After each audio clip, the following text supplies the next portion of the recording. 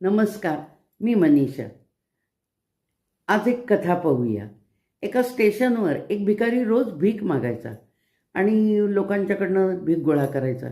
एक दिवशी त्याला एक सुटाबुटातला मोठा माणूस दिसला. तो त्याच्या मागं पळत गेला. त्याला असं वाटलं की याच्याकडून आपल्याला जास्त भीक मिळेल आणि तो म्हणाला, साहेब काहीतरी द्या. त्याच्यावर तो माणूस म्हणाला की तू लोकांना काय देतोस म्हणून तुला द्यायचं. तर तो म्हणाला, अहो मी बोलून चालून भिकारी आहे, मी काय देणार. तर म्हणे, असं नाही, तू लोकांना काही देत नाहीस तर तुला लोकांच्याकडे मागण्याचा काही एक अधिकार नाही. असं म्हणून तो माणूस निघून गेला. तर सुटापुटातला माणूस निघून गेला आणि ही गोष्ट भिकाऱ्याच्या मनाला लागली. त्यानं त्याच्यावर 2 दिवस विचार केला आणि तो म्हणाला, खरंच आहे की आपण एक नमस्कार तरी केला पाहिजे किंवा त्यांच्याशी व्यवस्थित बोललं तरी पाहिजे, आपणही त्यांना काही ना काहीतरी दिलं पाहिजे. मग त्याचं लक्ष स्टेशनवरच्या फुलांच्याकडे गेलं. मग तो जे आपल्याला भीक देतील त्यांना तो एक एक फूल द्यायला लागला. ते सुवासित फुलं लोक वास घ्यायला लागली आणि त्याला आणखीन भीक द्यायला लागले.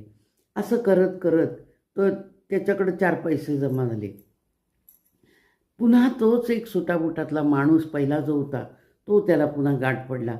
त्यांनी त्याला भीक दिली आणि ह्याने त्याला फूल दिलं. दोघंही एकमेकाकडे बघून हसले आणि तो सुटाबुटातला माणूस पुन्हा निघून गेला. भिकाऱ्यानं काय केलं, आपले विचार बदलले. आपणही लोकांना काहीतरी दिलं पाहिजे आणि देण्यामध्येच घेण्याचं रहस्य आहे हे त्याला त्यावेळेला समजून चुकलं. फुलं घेतल्यानंतर लोक भीक जास्त द्यायला लागले. मग तो तिथून निघून गेला आणि नंतर काही वर्षांनी पुन्हा त्या सुटाबुटातल्या माणसाला तो स्टेशनवर गाठ पडला. हाही सुटाबुटात होता आणि तोही सुटाबुटात होता. त्यांनी जाऊन त्या सुटाबुटातल्या माणसाला धरलं आणि विचारलं की साहेब मला ओळखलंत का तुम्ही. तर त्यांनी सांगितलं नाही. त्यामुळे अहो मी तोच भिकारी की जो मी तुमच्याकडे भीक मागत होतो आणि तुम्ही मला सांगितलं त्यावेळेला की तू लोकाला काही देतोस का, तर लोकांनी तुला द्यायचं. मी त्याच्यावर ठरवलं. तेव्हापासून मी लोकांना फुलं द्यायला लागलो. मला लोक भीक जास्त द्यायला लागली. नंतर मी इथून बाहेर पडलो आणि मी फुलाचा मोठा व्यापारी झालेलो आहे आता.